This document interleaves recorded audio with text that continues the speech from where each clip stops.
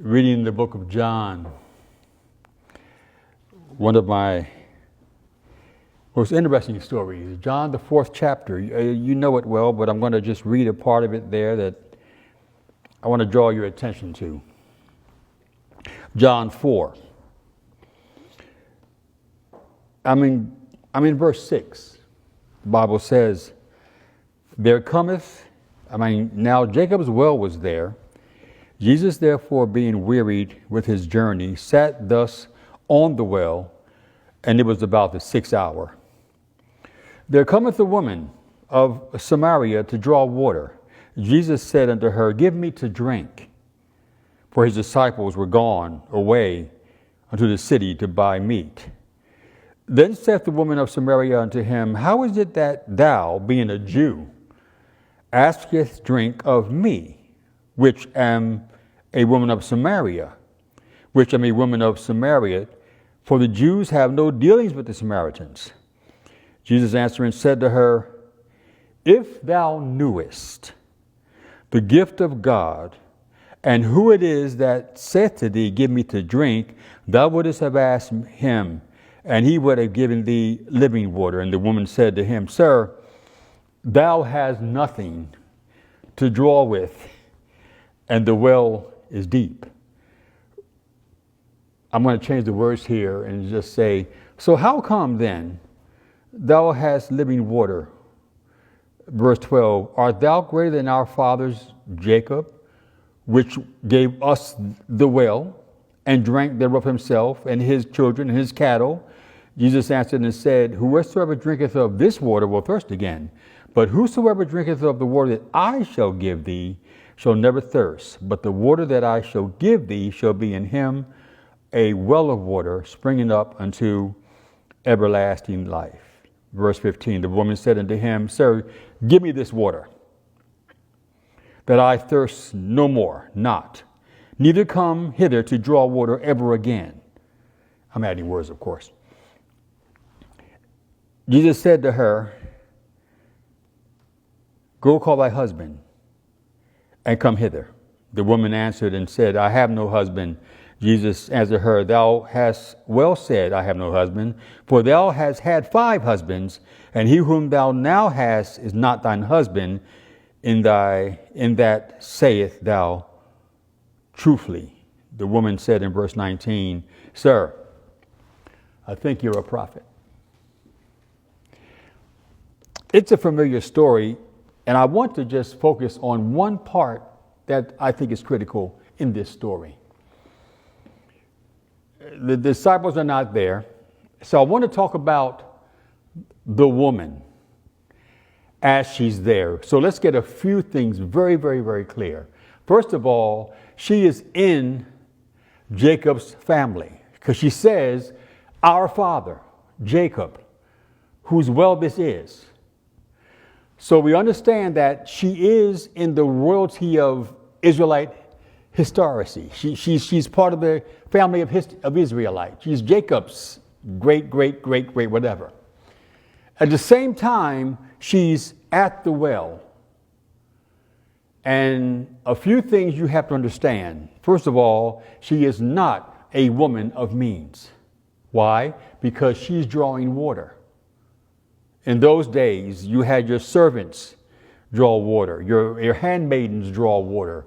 When you're at the well drawing your own water, things are not going well. So there's a dichotomy here. She's in the royalty of Jacob's family because it's their well. But yet, herself, life is not doing well. She's not doing well in life at all. But she's proudly in Jacob's family. And Jesus draws near and says to her, Woman, now that's a unique term too, you know. The word woman is a Greek word called gune. If you look in the Bible, you're going to find something else. That's the exact same word he called his mother, gune, while you're crying at the cross, gune. So the same term he's using for this woman, draw me some water. He's talking to someone. Now, here's where I want to be very, very clear.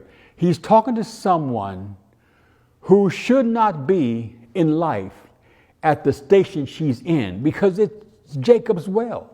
She's in the family of Jacob. This is a passed down heritage. Yet she is someone whose life has not turned out well. It is not. She's not what she wanted to be. And my sermon today is for someone, and this sermon today is earmarked, because every now and then we somehow, in the family of God, because of behavior on our own part, sometimes take ourselves out the family. Remove ourselves from someone who really is blessed. As things are not going really well, I guess I'm not being blessed. And we take ourselves out the equation because for some reason we think God has this calculator with a big minus on it. And when something goes wrong in our life, when something doesn't develop properly, or we make mistakes or fall down, that somehow we believe that Christ hits the minus button on our life calculator and we become devalued. She's sitting here by the well, not of any real resources, there to draw her own water. And you can tell she's not happy, because you know why she's not happy? Let me give you a little clue. She brings up the difference between Jew and Samaritan. She asked Christ, why would you even she didn't say I wouldn't get you any water. She says, why would you even ask me? Why would you even approach me? I'm Samaritan, you're a Jew. We don't talk to each other. We don't communicate. Like she's arguing the fact that there's a difference. She's arguing the fact that there is a reduction in her status in life. I'm a Samaritan, you're a Jew, and you guys don't have dealings with us. Arguing. So you must admire how Christ handled this. Know how he handled it? He didn't address it. Look what he says. Because she says to him very clearly, she says, I am a woman, verse 9, I am a woman of Samaria, and the Jews, you guys, have no dealing with Samaritans. And he looks at her and says, if you only knew. He wouldn't even address it. Now, I want to take a moment here, because I know the times we live in are really, really tough times. And I'm talking to God's people right now. You got to stop this arguing among society and yourselves about things that are not important. Jesus wouldn't even acknowledge the difference. He says, if you knew. If you knew. There's a whole segment of God's people, and I'm not talking about religion, I'm talking about God's people, who measure themselves on this horrible sliding scale. And you always demote yourself because you make mistakes. We all make them. You demote yourself because you feel that God's not caring, or that you're not blessed, or things aren't working out for you, or things aren't going well. And you have a way of demoting yourself to the point where you're looking at God almost saying, I understand why you don't want to bless me. And that's not God whatsoever.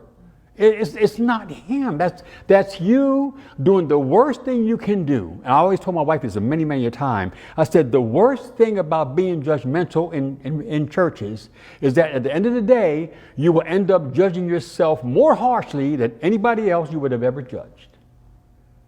She's at the well, and here is the life giver looking at her, and she wants to pick an argument. You're a Jew. I'm a Samaritan. Why would you even want to help me? Because her life has not turned out the way she planned. I can tell you right now, unequivocally, she never in her life had planned to have 5 husbands. She never had planned to have 5 ex-husbands and then have a man say, the one you have now, the guy you with now. That wasn't what her plan was. Nobody really wants to fail. Nobody wants to be on God's bad side. But somehow you feel, or you were taught to feel, but after so many mistakes, God could not possibly love you. And you put yourself in this category of this woman at the well whose life has not turned out well. So she wants to be bitter. And she's bitter. I'm a Samaritan. You're a Jew. Why would you even ask me for water? and Christ doesn't respond.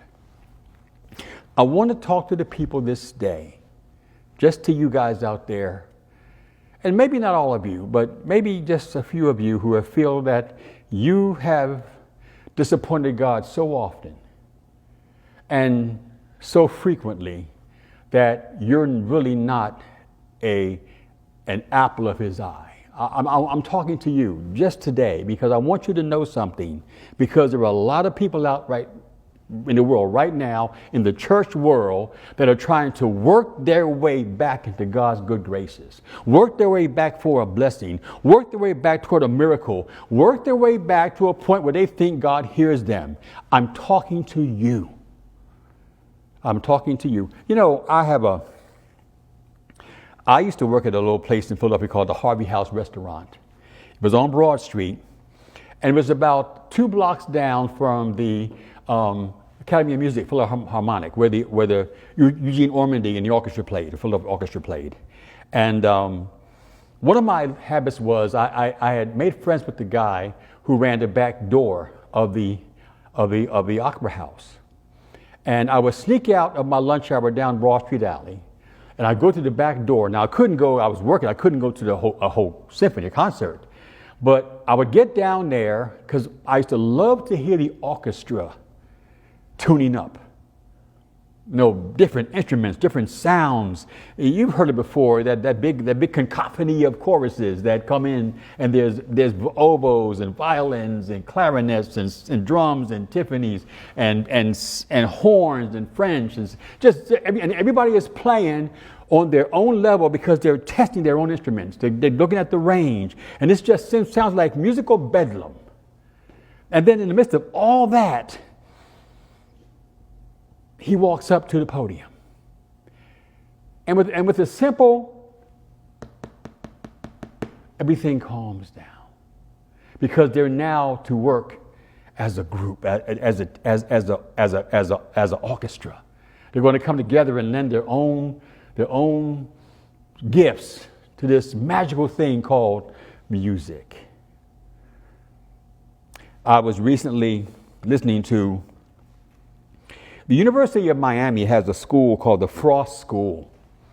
And every year, and twice a year, the Frost School puts on an amazing, the Frost School has musicians, they've got choral ensembles, they've got choral orchestras, they've got a mass orchestra, but they every now and then they put on a big concert. And I was listening recently to them doing the Beethoven's Ninth Symphony, which is what I really love. And it has great movements in it. The second movement is great, the fourth movement is great. And it's just a great piece of music, Beethoven's Ninth Symphony. And the finale is called Ode to Joy. You may have heard that before, Ode to Joy. And it's just a magnificent piece of music. And I listened to, of course, the whole thing. I love the whole thing. But in playing that thing, the orchestra comes together.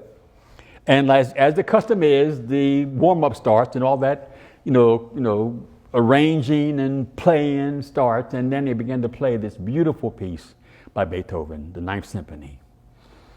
And then, as a matter of fact, can I do a little ad here? Those of you who have children, please introduce them to culture like that.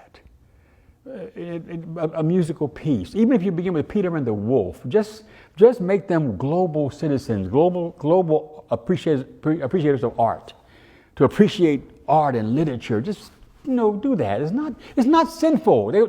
They told you wrong. It's not sinful. It's not wicked. It's not devil's music. It's artists giving their very best offering to this thing that's been written before their time. Take your nieces, nephews, grandchildren, do that. That's my ad. Anyway, I'm listening to Beethoven's Ninth. I love the second movement, and fourth is even better. But then I love the finale. In the finale, the University of Miami Frost School has an amazing chorus. And the chorus is lined up, maybe over 100 people, behind the orchestra. And the orchestra is in full blast. And then it starts, and it's a magnificent piece. And when you start the music of the finale, you know, Ode to Joy, you've heard before. The choir has part. There are four soloists right there, right in the front of the orchestra. They have parts in the Ode to Joy, and they're singing their parts all in German. And Maestro Schwartz is his name. And I just love him because when you watch him conduct, he knows every single piece of that symphony. He knows every single person who has to do what. And the passion, the pathos he brings to the movement is something to watch. And as he's doing it, he's going along and the music is going. At some point, I'm going to short circuit.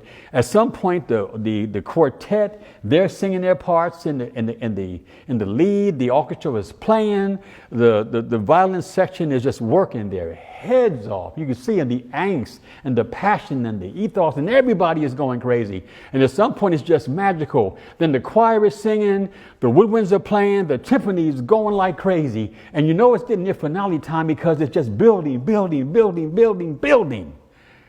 And then in the middle of it building, it's not over yet, but it comes to a halt. And everyone has stopped. The choir has stopped. The soloists have stopped. Musicians have stopped. The woodwinds have stopped. There are no timpanis, no woodwinds, no brass. And in that silent time, all you heard was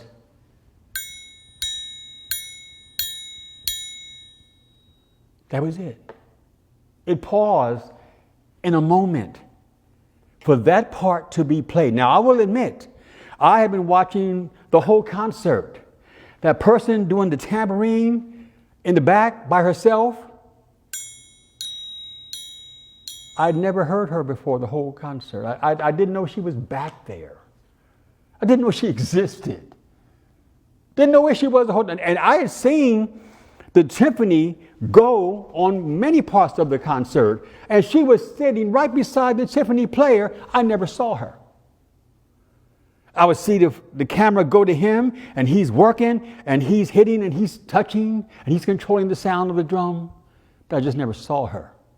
But at this moment in time, when no one else is playing, there was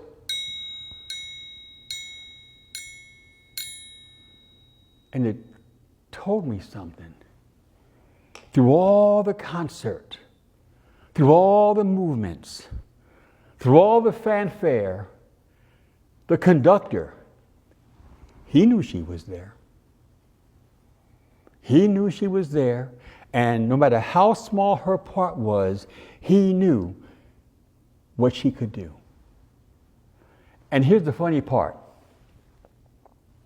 If you did know her and saw her on stage and you just never saw her playing, your mind would go to, well, why is she even up there? I mean, she doesn't really have a place. She has no value, doesn't really play anything. And after all, I mean, she's just taking up space.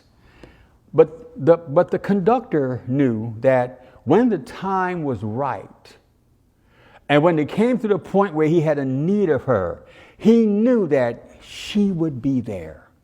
He knew exactly what she would do, and he knew that his expectation of her part in the symphony, she'd be ready. And it was amazing because at that last moment, that little, it just rang through the whole auditorium. And then she disappeared. Because the woodwinds came back in, the violins came back in, and the timpani kicked up again. And believe it or not, as the finale drew to a close, she was once again in obscurity. You didn't know she was there. Well, you knew she was there, but she had no real big part to play. But for a moment in time, that was the star. I think I came to tell you this morning, those of you who have beat yourself down because you've been self-critical and trying to judge what God thinks or doesn't think of you, I want to tell you, you're wrong. The same way that the maestro knows she's back there, wherever you are, God knows you're there, sees you. He knows that you've been stepped on. He knows that you've been walked over. He knows that you've been mistreated. But he knows when he needs you to come forward, he'll call and you'll respond. I don't care what anybody else says. But that moment in the Ninth Symphony finale of Ode to Joy, when everything is silenced, the maestro knew where she was. The same way that when the disciples leave in John 4, and Christ is by himself and finds a lonely woman whose life has not turned out well, sitting by the well. And he walks to her. He knows exactly what she thinks of herself. She has not lived the life that she had planned to. And when he walks up, Christ would not even let her criticize herself. He wouldn't get any argument. When she says, I'm a Samaritan, it's like Christ almost said, so what? It's like a gospel, I don't care. I don't care where you could, doesn't matter to me. Are you thirsty?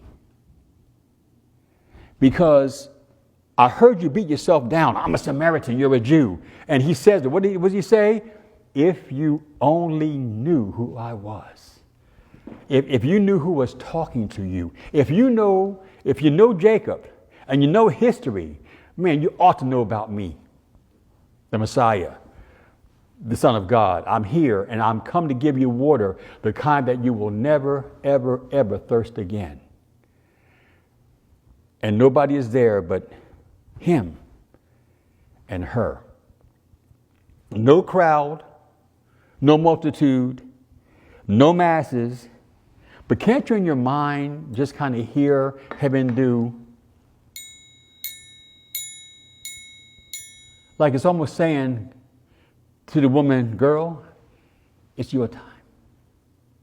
He's come for you. He's come to bless you. I'm talking to someone who has been so self-critical, you wonder if God even loves you sometime because your life is just not turned out well. I want to tell you something. Like the maestro, he knows you're back there. He knows where you're sitting. And he has a part for you to play that you yourself think just isn't that important. You know, if she had told somebody that she's going to be performing that night with the University of Miami Frost School, and we're doing Beethoven, and she says, well, and I'm in the orchestra, you know, they would expect to see her, you know, first chair, you know, or leader of the French horns. They would expect that. They wouldn't expect to see her just be somebody who's just waiting. But the maestro knew that at one point in his concert, he needs her. And he depends upon her. And he wants her because it matters what she hits those 5 notes. I want to tell somebody right now who have been beat down by criticism and self-criticism, judgmentalism on your own part, and others unfortunately do it to you too. I want to tell you something. Christ knows you're back there. He sees you in what you think is obscurity, and he sees you in what you think is just being forgotten. And your part may not be massive. It may not be, you know, everybody wants to be the lead violinist. What an honor to be sitting right there beside the maestro, and he looks at you every single time, and you're his right-hand person. You lead the violins. You're the guy. You're first chair. Everybody wants to be first chair. But for that space of time, you heard nothing but her. I want to convince you right now, whatever you think you are, or whatever you think you have done, you didn't surprise God. He knew that when he called you, and he still called you, and you're still his. And you still are in the line for blessings because you're in the family. You're in Jacob's household. You're in the family. And when she looks at him and says, you don't have a bucket to draw with, all he can say is, transliteration, girl, if you only knew. I want to say to anybody out there right now who is struggling with your place in the family of God, I want to say to you, If you only knew. If you only knew how God's going to use you, even if it's the smallest part in the symphony of God, if it's the smallest place, He wants to use you. And you know why? Because there is a place in His plan that He needs you. And He needs you ready and confident to stand up and be a part of the family of God. Lady, if you only knew who you were talking to and what the gift it is I'm going to give you. Has your life not turned out well? Doesn't matter.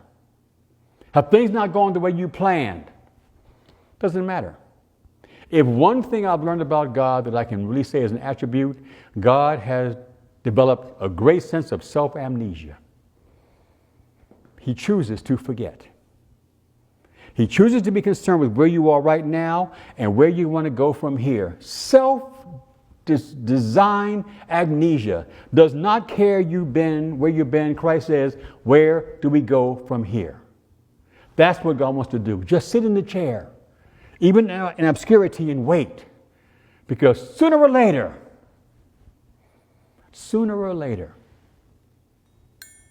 it's your time. Lord, for the gift of your calling us and asking us to be a part of the family of God.